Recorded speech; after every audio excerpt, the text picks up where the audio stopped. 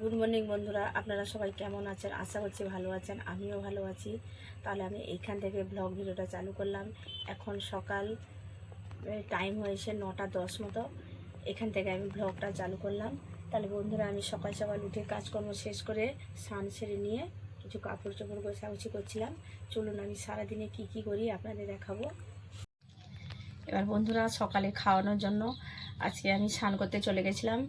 আজকে সকালে খাওয়ার জন্য বানাবো পরোটা, কিন্তু আমি স্নান করতে চলে গেছিলাম। ওই যে আমার মেয়ে এই যে মাখিয়ে দিয়েছে, আপনাদের দেখাচ্ছি।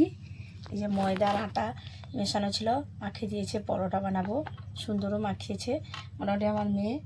এই যে আটাটা মাখাতেও ভালো পারে।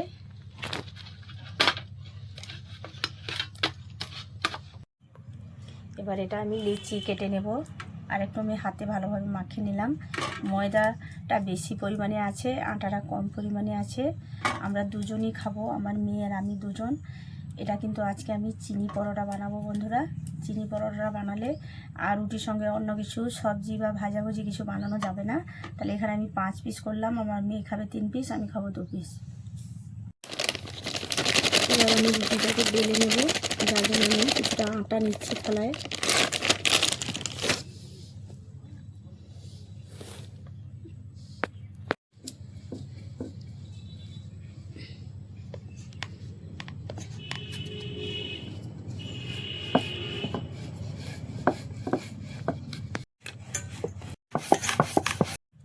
এবার চিনি পরোটা বানানোর জন্য কিন্তু একটু বড় বড় লেচি কেটে নিতে হবে। এই যে দেখতে পাচ্ছেন বন্ধুরা, আমি বড় ধরনের একটা রুটি করে নিয়েছি। এবারে এর উপর আমি দেবো চিনি। এবার যাদের সুগার টুগার আছে তারা তো খেতে পারবে না, তো যাদের সুগার নেই কিন্তু এই চিনি পরোটা খেলে খুব ভালো লাগে। এই যে এক সাইড দিয়ে দিলাম আমি চিনি।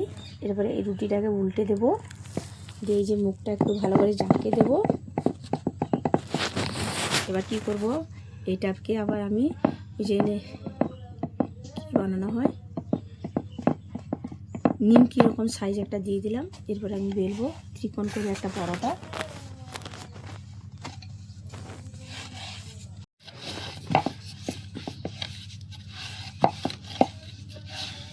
এবার এই চিনি পরোটাটা একটু মোটা মোটা হলে কিন্তু খেতে ভালো লাগে। আর ওই যে ভাজতে আপনি তেলে ভাজুন বা ডালডায় ভাজুন বা ঘিয়ে ভাজুন, একটু বেশি পরিমাণে লাগে। এবার এটা আমার বানানো হয়ে গেল, মোটা মোটা থাকবে, তবে এগিয়ে খেতে ভালো লাগবে। এবার এই যে খুশকিটা থাকে রুটির গায়ে জোরে, এটাকে একটু হাতের সাহায্যে ভালো করে ধরে নিব।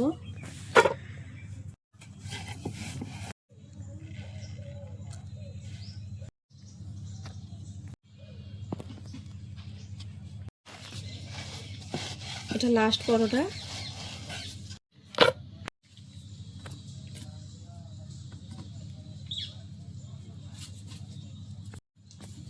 এবার চুলিতে কিন্তু পরোটাটা ভাজবো বন্ধুরা, এই জন্য চুলিটা ধরাচ্ছি। এই যে এখানে দুটো চুলি আছে, একটাতে ভাত যখনই রান্না করি দুপুরের ওইদিকে ভাত বসিয়ে দিই, আর এই ধারে ভাত হতে হতে এদিকে 2-3টা তরকারি হয়ে যায়, তারপরে ভাতটাকে গড়াই। এরকম চুলি থাকলে রান্নাটা খুব শীঘ্রও রান্নাটা শেষ হয়।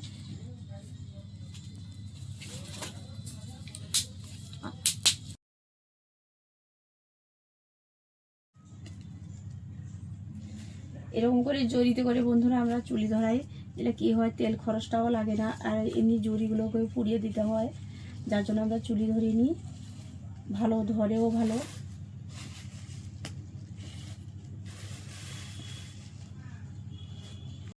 আর বন্ধু এখানে একটা চুলি বানিয়ে রেখেছি, এই যে কড়া ফেল করা বেরিয়েছিল, ওই চুলিটা বানিয়ে রেখেছি এই কারণে।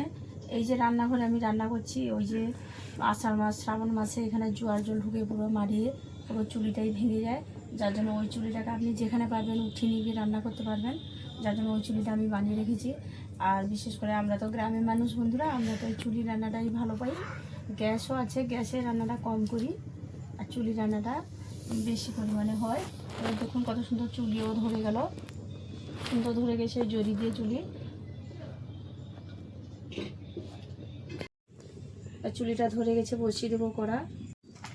তাই এই পরোটাটা আজকে কিন্তু আমি সানফ্লাওয়ার তেলে ভাজবো। এই তেলটাকে আমি কিন্তু ভীষণ ভালোবাসি, এই তেলটা আমাকে প্রচুর ভালোও লাগে। এটাকে একটা জারে ঢেলে নিই।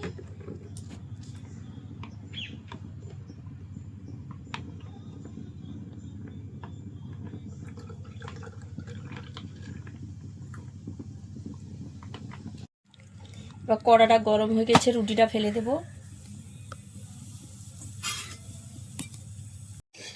এবার তাড়াতাড়ি কিন্তু চিনি পরোটাটা উল্টে নিতে হবে, নাহলে ওই যে নিচে অংশটা পড়ে যেতে পারে। একটু উল্টানোর পরে আমি দিয়ে দিব এখানে তেল।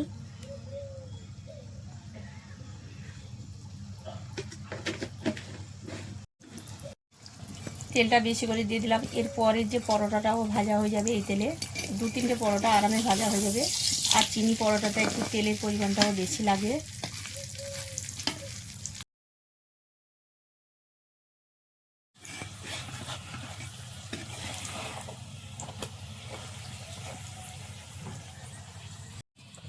কিন্তু পরোটাটা ভাজা হয়ে গেল, এবারে কি তুলে নেব।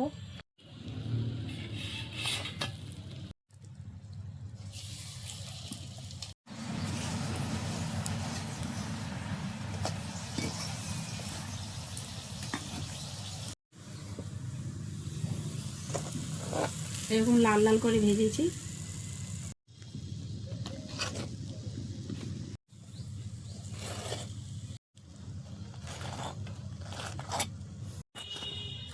দেখুন কিন্তু মোটা মোটা পরোটা হয়েছে, চিনি পরোটা। আপনারা চাইলে আপনাদের মনের মতো কোনো সবজি দিয়ে খেতে পারেন, কিন্তু আমরা তো খালিই খাবো, কোনো কিছু সবজি কোনো কিছু বানাইনি। আর খেতে ভীষণ ভালোও লাগে। মেয়েকে কিন্তু আগে খেতে দিয়ে দিয়েছি, ওর খিদেও প্রচুর লেগে গেছে। বলতে বলতে সকাল 10:30 মতো বাজতে গেল বন্ধুরা। সকালে কিন্তু শরবত খাওয়া হয়েছিল, আর কিছুই খাওয়া হয়নি। প্রায় এই যে চিনি পরোটাটা বন্ধুরা কি বলবো, এই চিনি পরোটা ছোটোকালে আমার কিন্তু মা বানিয়ে দিত। আমার মার কাছ থেকে প্রায় এই খাওয়াটা আমি শিখেছি, আর খেতেও ভীষণ ভালো লাগে। আপনারা অবশ্যই একবার বাড়িতে বানিয়ে ট্রাই করুন।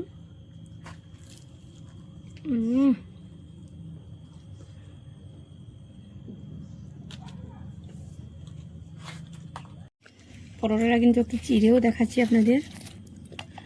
আর চিনি পরোটা ভাজতেও বেশি টাইম যায় না। দেখতে পাচ্ছেন এই যে চিনির দানাগুলো কত সুন্দর থাকে। অবশ্যই এই চিনি পরোটা খাওয়ার পরে অনেকে অ্যাসিড হয়ে যায়, কিন্তু খাওয়ার পরে আপনারা একটু গরম জল খেয়ে দিবেন। যাদের অ্যাসিড হয়, আমাদের তো কিছুই হয় না।